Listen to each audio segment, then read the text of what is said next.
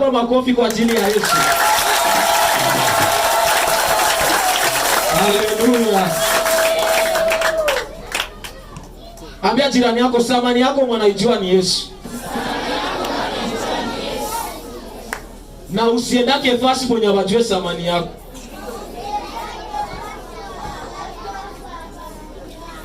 Shetani hajue thamani yako. Ukienda kwa shetani unajiangamiza. Atakutumia mwisho na kutema saa jojo. Lakini ukienda kwa Yesu, Yesu anajua thamani yako. Haleluya. Ndio maana mwimbaji kwa anaimba, thamani ya wokovu yangu mwanaijua ni Yesu. Gharama ya maisha yangu mwanaijua ni Yesu. Si atujue gharama yako, thamani yako mwanaijua ni nani? Yesu.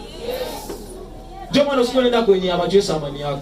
Ukienda kwa Yesu, Yesu ndio mwanajua thamani yako. Haleluya. Haiko kila nafasi ndio watakupatia thamani. Wengine ukijileta wanakurudisha.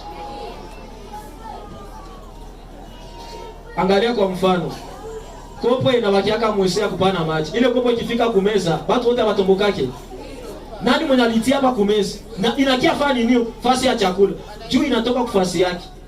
Lakini ukienda mwesea uikose nayo, ile kopo nani mwalitosha huko? Thamani yake ni mwesea, thamani yake haiko kumeza. Bwana usaidie sana. Thamani yako iko kwa Yesu, thamani yako haiko kwa shetani mwesea. Haleluya. Au mtu mwenye anapenda akunywe chai. Mwenye anapenda akunywe chai iko na bezo ya chumvi. Unipatie nikunywe chai ya chumvi iko na bezo ya chumvi. Lakini chumvi inakuwa ya utamu, sote tunajua. Mimi mwenye atakunywa chai na bezo ya chumvi. Au unataka kunywa supu, utasema unipatie sukari. Nitie sukari mwa maragi juu kwa utamu.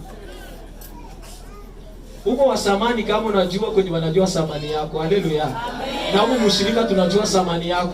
Na ndio maana tuko tunakuombea Mungu akufewa pia. Ndio maana tuko tunakuhudhuria. Ndio maana tuko na kesha juu yako. Samani yako tunaijua. Ambia jirani yako sitatoka huko. Haleluya. Kama uko chumvi usiende